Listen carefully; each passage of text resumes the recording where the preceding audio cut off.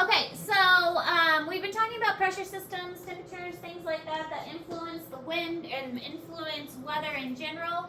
So, looking at cyclones versus hurricanes, a little bit different. It depends on whether it's above or below the equator. So in cyclones, the pressure decreases from the outer isobars toward the center. So make sure. Okay.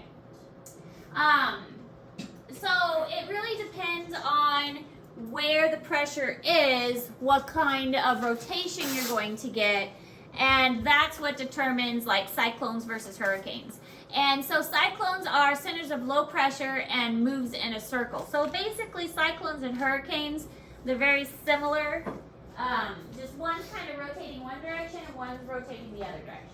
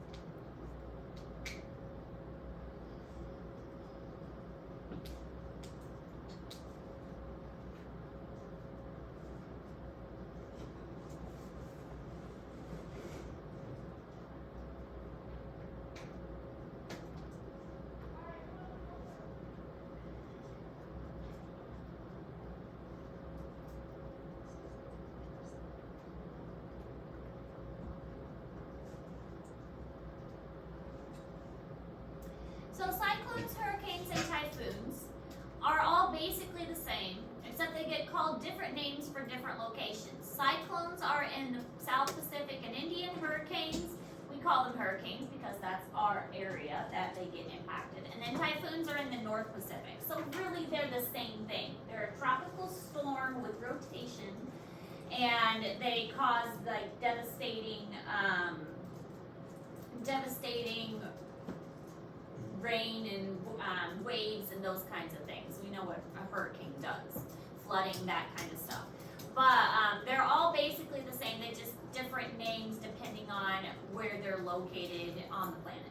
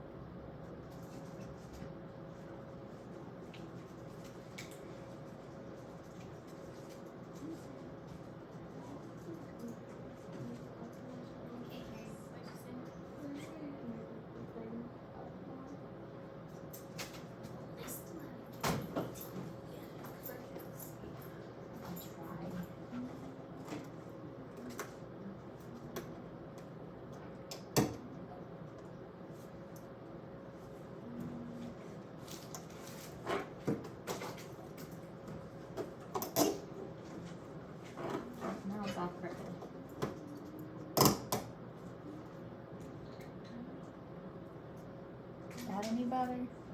I can't see it last. Still can't see it. About that. Is that better?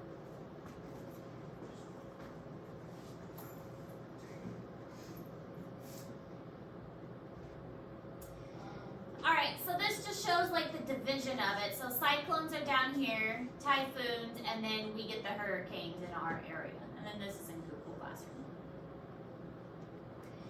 Alright, so then there's something called an anticyclone. And anticyclones, it's just the opposite.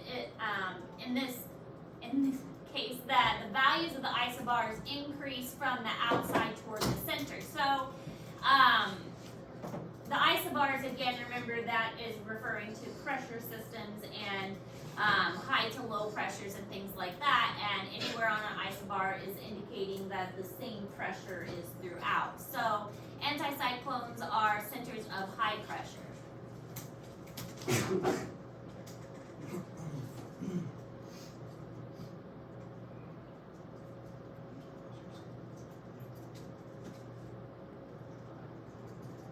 I never really heard of an anticyclone until I started teaching this class.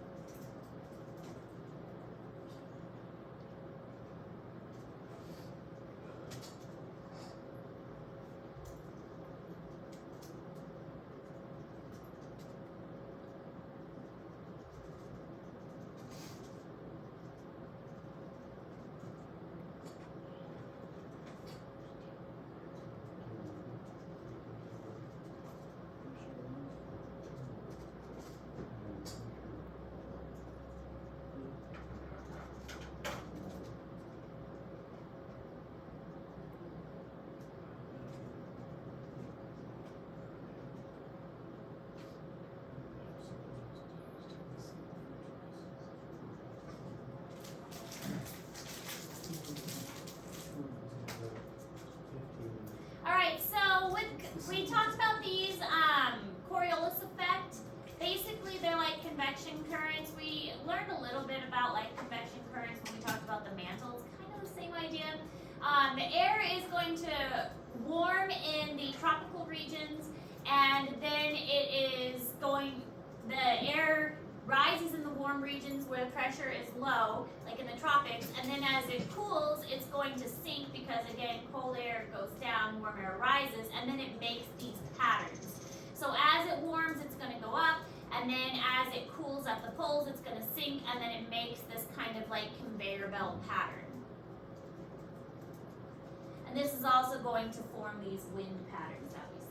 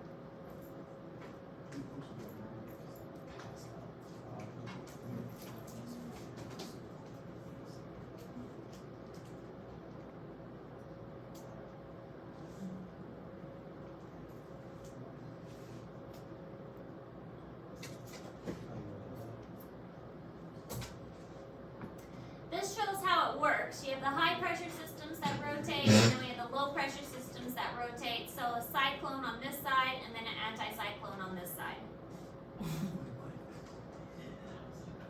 Also showing how it works. When it comes up and the rotation that happens here, and then sometimes you can have the pressure coming down, and then it kind of flows out across the ground. This is the anticyclone, where it pushes out across the ground, and you get the patterns of wind out on the surface. So you can predict weather. This is all in Google Classroom. If you have a rapid drop in, and you don't have to write this down, this is a lot, but you have a rapid drop in pressure, and then you're going, that's what we're going to see. Kind of tonight, we actually have something like this coming in. You have a low pressure system coming in, and that's going to replace what our current system is, and you're going to have that storm coming in. So we're going to have a storm coming in later tonight, and it's going to, anytime you have a low pressure system coming in that replaces high pressure, it's going to make the weather change quite a bit. And oftentimes when a cold front and a warm front meet, that air collides and it's going to go up, which creates clouds and precipitation. So this is just kind of like a summary of everything we've been talking about, and this is in Google Classroom. And this is what like different symbols on a weather station would look like. It can get quite confusing because they use all these different, it's like almost like a different language. It reminds me almost of hieroglyphics that you would see in ancient Egypt with the way they have it written.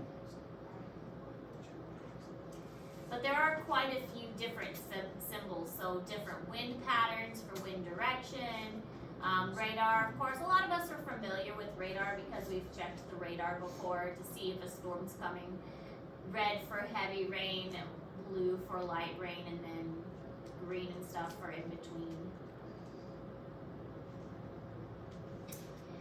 So at the Earth's surface, sometimes if we are watching radar, like watching the weather, you might see something like this. Anytime you see the arrows or the bumps, that's the direction it's going. So this would be a warm front, and this would be a cold front. And usually whatever direction it's going, that's the way the storm's going to go. So the storm is going to go the direction that it's pointing. And wherever they're colliding together, that's where the big storm is going to be.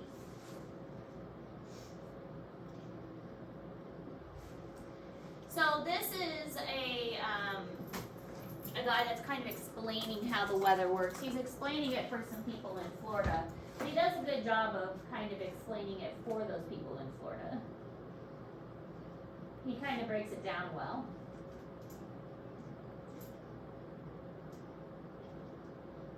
Good morning, everybody. I'm meteorologist Ryan Davidson. I'm actually Elizabeth's mom's cousin, and I work here at the Weather Channel. It's like he's explaining it you guys for are a learning group about of weather. So we're children. going to talk a couple of things about Babies. weather systems in front. The computer wants to work. Where did my big screen go? Whoa. That's weird. What happened there? There we go. That's better. There we go. And how those all come together to make weather, and then we'll talk a little bit about your forecast. So first off, we're going to talk about understanding what goes on in a weather map. So first we've got cold air, and as it pushes further to the south, along the leading edge of where that cold air is advancing is where we would set up a cold front, and that's going to be this blue line here with all these triangles, and they point in the direction the cold front is moving. Now on the other side, we have a warm front. We have a mass of warm air moving northward, or in any direction. The leading edge of that warm air mass is where we draw this warm front, which is going to be the little red line with the half circles. The best way to remember it is they're like little half suns, so they're always denoting warmer air. You kind of work it out that way, where sun, warm front, right, like that. So that's how we denote where a warm front lays. Now when we start moving and adding in things like pressure systems, we have a low pressure system right here. Air around the low pressure system moves counterclockwise and inward. So when we start putting those air masses around that area of low pressure, we begin to see just a few things happening here. The warm air surging northward, that's where the warm front is. The cold front surging southward, that's where we line up that cold front. And then we zoom in closer, where we get all the precipitation. What's gonna happen here is you've got this air coming down from the north, and this air kind of going towards the north and east. What happens is this piles up as it gets close to this warm air mass and it starts to lift. So where these meet, all that wind meets, we call that convergence, the meeting of air. And when it happens, it starts to go, it has nowhere to go, so it has to go up. And once that starts going up, that's where we start to get clouds and rain. Usually along the cold frontal side of the storm is where we'll see things like thunderstorms. But on the warm frontal side, over to the north, that's where we'll start to see just broad areas of rain and showers and cloudiness. And as that comes through, well, the weather gets a little bit cooler. Now, high pressure, a little bit different. High pressure systems, air goes clockwise and outwards from an area of high pressure. So why don't we ever see any rain or anything when you're in an area of high pressure? When you have all of this air moving outwards, it's actually like if you were going to turn the hose right on the ground. What happens is that water goes down and it spreads out. You don't have any lift, so you don't have anything to create that upflow of moisture to create any precipitation. So usually when we talk about high pressure, we talk about nice weather. But let's take a look at what your forecast is looking like as we go through the next couple of days. We're going to be looking at a little bit of rain. We've got a couple of fronts to the south. Here's our warm front, see the red with the half circles. That's going to come northward. We're going to see a little bit of rain in eastern and central North Carolina as these low pressure systems and their cold fronts and warm fronts move along the eastern seaboard. Then by Wednesday, we'll see maybe a little bit of rain in Raleigh, but it quickly moves out and we start to see some high pressure move in. How do we know? Well, we don't see any weather going on here by Thursday. And that'll stay the same even as we head into Friday. Things kind of clear out. But the next weather system comes on in, we start to see some rain heading in portions of western Tennessee and portions of Mississippi. So here's what comes up for Raleigh over the next 5 days. We've got rain on Wednesday and a little bit cooler, notice, as we get that cold front to come through. It brings that rain, 48 degrees. Then we warm up and high pressure moves in, we get sunny conditions and our temperatures kind of get back into the middle 50s. And we get really nice by Sunday with a temperature of 63 degrees. All right. Interesting video. We should watch the news every day. We should watch the news every day. Well, I read that. Well, it's kind of Oh, old that's news. big. That's big. Okay, so if we were to look at this map, we could be able to predict a couple things. That, again, the red little half suns represent the warm fronts, and then the green arrows represent cold fronts. So we can see a couple things going on here, and then the lines are the isobars, so that's where pressure systems are. So this would indicate that a pressure system is coming through here with lots of wind, and this would mean a storm would most likely be in this area. So anywhere that the bars are really close together and a cold front is coming through and a warm front, so this area would have a storm. This area down here would probably have pleasant weather with very little wind because the bars are spaced very broadly apart. This area down here would probably have a storm because there's a lot of different fronts as well. But this up here would also have a lot of wind because the isobars are spaced very closely together. So that's kind of broadly how you would interpret a weather map. Just another way of looking at it as well, then again, anywhere that they are close together would be places that you would have a lot of wind. Any place that would have a warm and a cold front interacting with each other would have a storm. Spaced out like this would be nice, calm weather with very little wind. So the underlying causal wind is unequal heating of the Earth's surface and moves the warm air toward higher latitudes and the cool air toward the equator. Because cold air is going to go down, warm air is going to go up.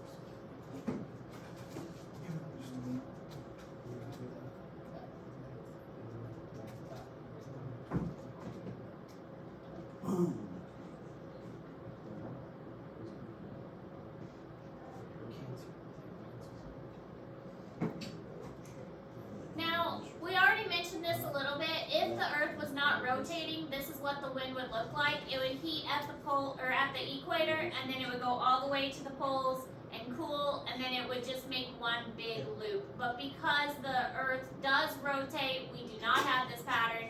We have this more complicated pattern where we have the heating at the poles, heating at the equator, and then these rotational patterns like this. So it is more of a, and again, it's called the Coriolis effect. We get these wind patterns where we have them kind of in like 3 separate little chunks instead of one big like conveyor belt. So the trade winds blow east to west, the westerlies blow west to east. We mentioned this last week. This is in Google Classroom, but it has to do with the unequal heating of the earth, and this is what's going to make those winds blow in certain directions and also make the patterns of the weather. We also mentioned the jet streams last week, that these are very strong winds that don't have to deal with friction, so they're blowing high above the earth without relating to friction.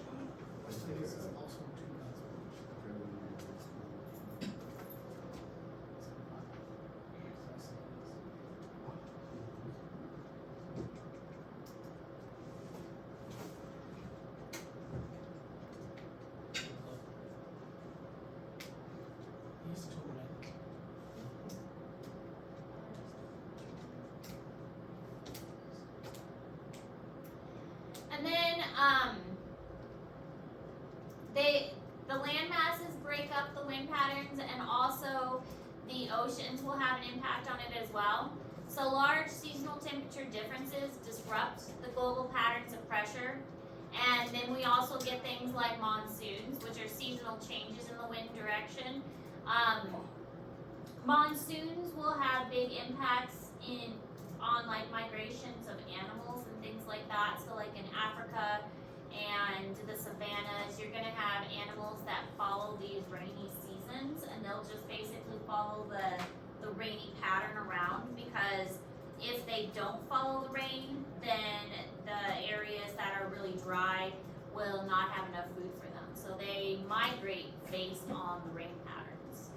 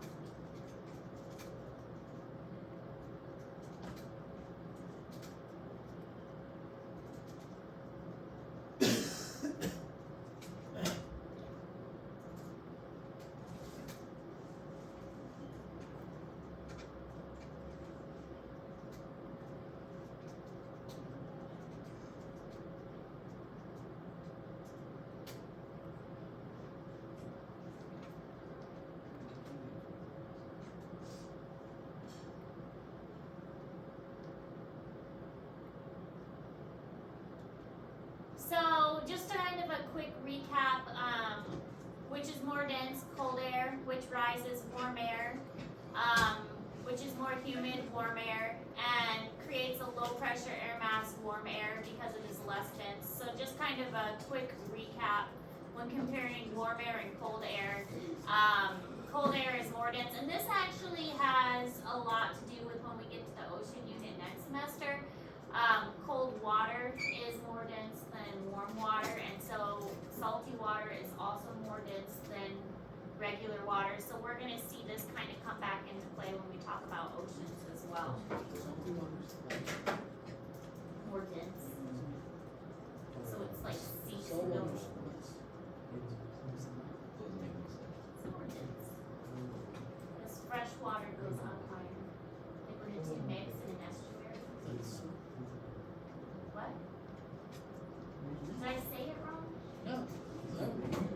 you said it. I because it has salt. Yeah, so it's more than it like seeds the sound. It's salty, Salty, so it spins.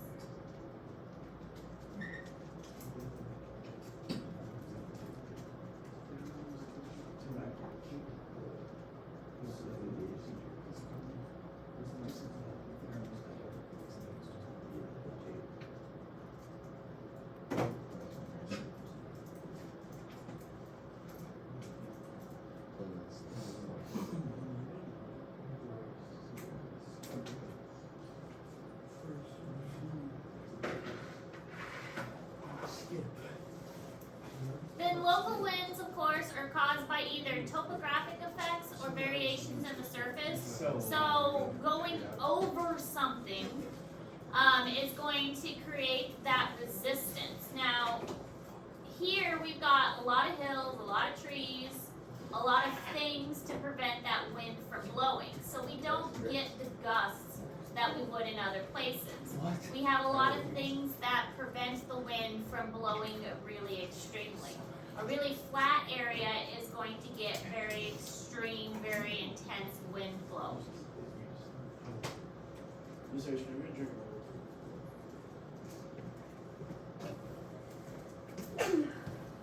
Bless you.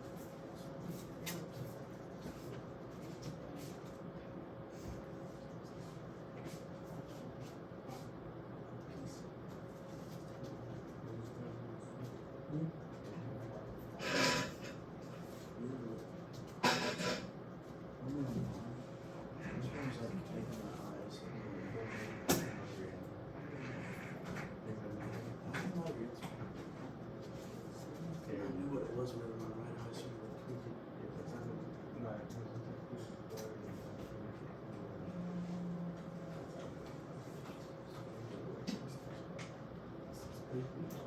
So during the day, wind blows, or this is land and sea breezes, so when you're on a coastal area. During the day, the wind blows onshore, and during the night, the wind blows offshore. So it kind of like reverses day versus night on the coastal areas. And this again is due to like temperature and pressure differences. So you get a sea breeze versus a land breeze. Like how that cursor is right in the middle of the screen.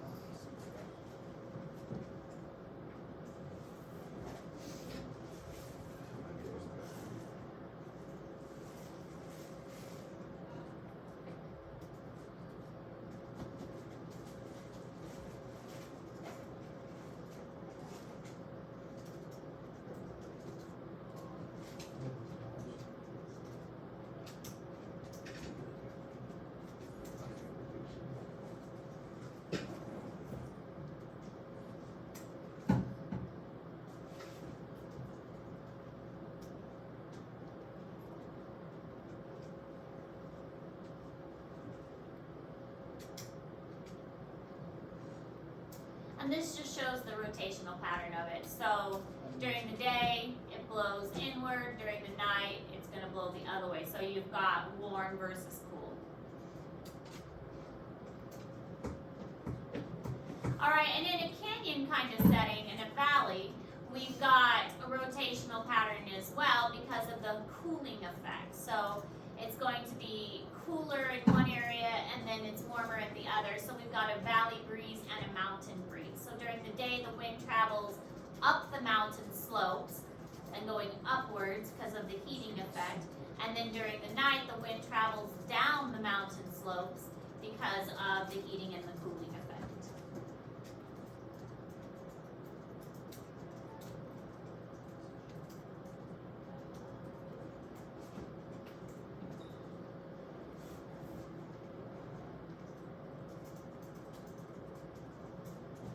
Landforms play a big impact on wind. I mean, you still get like these westerlies and these trade winds and things, but you get a lot of variation depending on the topography of the land.